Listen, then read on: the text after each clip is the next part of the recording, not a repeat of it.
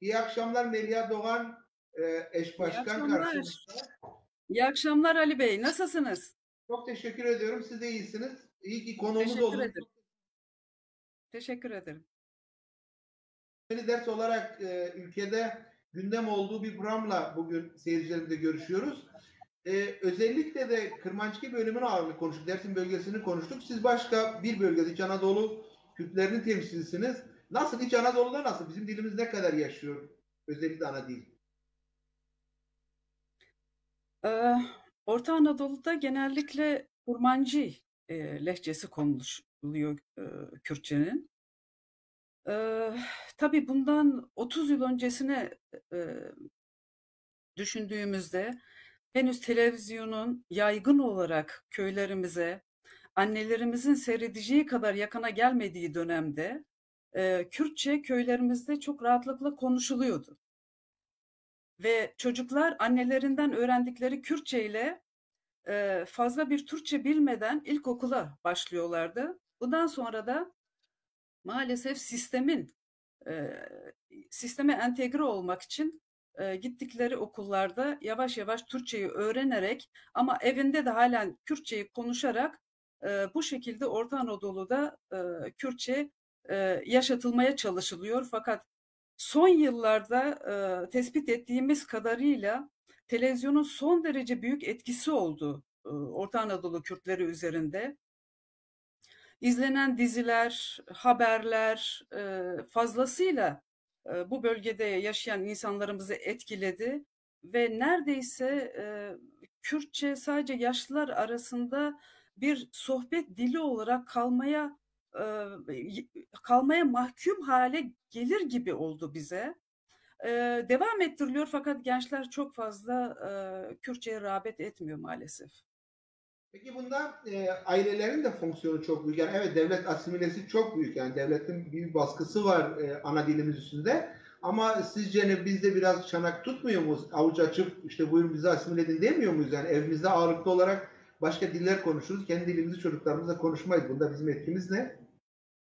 Mutlaka, mutlaka. Fakat Orta Anadolu Kürtleri, Kürt genel coğrafyasından son derece uzak. Daha fazla Türklerle içli dışlı, gerek ticarette, gerek komşuluk ilişkilerinde, gerekse lokal olarak yani yan yana yaşanan köyler olarak Kürt coğrafyasından uzakta Türklerle entegre biçimde yaşayan bir Kürt topluluğu öyle söyleyelim. Kolay değil, kolay değil. Çok fazla göze batmak istemiyorlar. Sistemle güçlü ticari ilişkileri var. Buna helal getirmek istemiyorlar. Biraz konformist ve rahat yaşamayı da istiyorlar Orta Anadolu Kürtleri. Ama kendilerinden eminler, Kürt olduklarından eminler. Hiçbir zaman inkar da etmediler. Dilleri ne kadar da yozlaşsa ve asimile de olsa onları bir arada tutan illaki 3-5 kelime de olsa Kürtçedir ve yaşattıkları, günümüze getirdikleri kültürleridir. Ne güzel. Bir şey sormak istiyorum. Orta Doğu Anadolu Kürtleri Federasyonu, siz Avrupa'da ne kadar örgütlüsünüz, gücünüz ne? Böyle halkımız biraz sizi tanısın, ilgi olarak konuğumuzsunuz. Efendim biz federasyon değiliz, bir platformuz. Aha. Öyle anılmayı seviyoruz. Orta Anadolu Kürtleri Platformu diye. 2015'te İsveç'te kuruldu platformumuz. Daha sonra sırasıyla Almanya, Danimarka, İsviçre, Avusturya ülkelerinde resmi olarak dernekleşip platform çatısı altında toplanıldı. Fakat Belçika ve Norveç'te de temsilcilikler şeklinde çalışmalarını sürdürüyor. Eee, Ne yapmak istiyor Orta Anadolu Kürtleri? Orta Anadolu Kürt platformunun çatısı altında toplanarak yok olmaya direnmek istiyorlar. Bir asimilasyondan diğer diasporada onlara dayatılan bir diğer asimilasyonu Avrupa ülkelerinde direnmek ve dayanmak istiyorlar.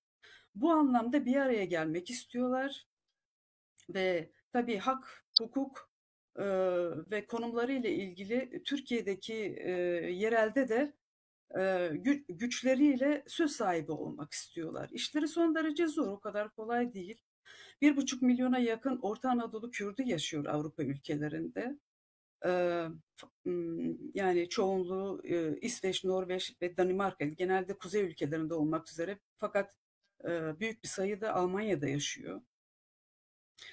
Bu insanlar bir araya gelerek henüz yok olmadıklarını, Avrupa'da söz sahibi olduklarını aslında Avrupa'ya göstermek istiyorlar. Sayılarını arttırmak istiyorlar. Bulundukları Avrupa ülkelerindeki politikada söz sahibi olmak istiyorlar. Bu ülkeleri zorlayarak okullarında Kürtçe dil eğitimi hakkını elde etmek istiyorlar. Elde edilen ülkeler arasında Almanya, İsveç ve Danimarka var. Fakat üzücüdür. Yani mesela Almanya'da bize verilen Orta Anadolu tüm Kürtlere verilen bir hak var.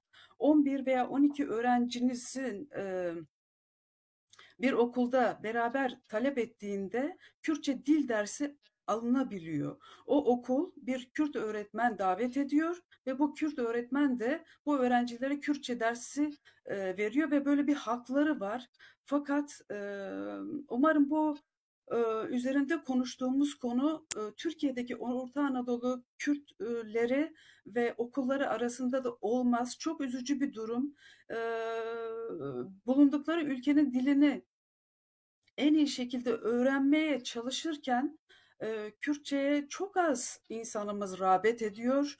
Yani okullar uzak veya kurs alanları uzak bahanesiyle daha fazla günlerini Türkçe televizyonlar veya Almanca veya İsveççe veya Norveççe televizyonların başında geçiren bir kitlemiz var. Ama yürekten kültürüne ve geçmişine bağlı yurtseverlerden oluşuyor. Fakat dil konusunda gerçekten bizler de zorlanıyoruz. Ama araştırmalarımızla yaptığımız zaman zaman yaptığımız konferanslarla dilimiz ve asimilasyon üzerinde görüş alıyoruz, görüş belirtiyoruz, tartışıyoruz. Buna karşı ne tür önlemler geliştirebiliriz? Tüm Avrupa'da örgütlenmiş halde buna kafa yoruyoruz ve çözüm geliştirerek önerilerde bulunuyoruz ve bunları da planlayarak gelecekte asimilasyona ve Orta Anadolu Kürtlerinin birbirlerinden uzaklaşmasına bir şekilde set çekmeye çalışıyoruz Orta Anadolu Kürtleri platformu olarak. Çok teşekkür ediyorum. Uzun bir konu Çok aslında. Belki de teşekkür ileride ederim. başka bir programda konuşmak lazım bunu. Teşekkür ediyorum. Memnuniyetle Ali Bey, memnuniyetle. Mutlaka yapılması gerektiğine ben de inanıyorum. Seçmeli ders yeterli mi? Tabii ki yetersizdir yani. Ana dil herkesin hakkıdır, en doğal hakkıdır ve ana dilin mutlaka eğitim dili olması çok önemli. Bununla beraber ana dilin mutlaka evde de konuşması en önemli şeylerden biridir. Bu boyutuyla şöyle kısa bir başlıklarla söyleyeyim. Bir sınıfın açılabilmesi için en azından 10 öğrenci gerekli. Bu sınıf için değil, bütün o okulun içindeki bütün sınıflardan olması lazım. 5, 6, 7 ve 8 sınıflar. Ders kitaplarının bakanlık tarafında ülke genelinden basılabilmesi için ülke geneli göz önüne alarak en azından 500 tane öğrencinin o öğrenmek istediği dili konusunda müracaate gerekli. O zaman bakanlık devreye giriyor. Kitapları basıp dağıtmak zorunda kalıyor. Dediğim gibi yani özellikle bizim dilimiz yani Kürdistan'daki her iki konuşulan dil de Kırmancı ve Kurmancı bayağı zorda. Bu yönüyle ben de tekrar çağrımı burada yenilemek istiyorum. Bizi izleyen tüm seyircilerimize, veli olan, öğrenciler olan anne ve babalara çağrımızdır. Çocuklarınızı mutlaka bu seçmeli derste en azından yazdırın ve onun haricinde çocuklarınızla evde mutlaka ana dilinizi konuşmanız gerektiği konusunda tekrar rica ediyorum. Hürmetli konu.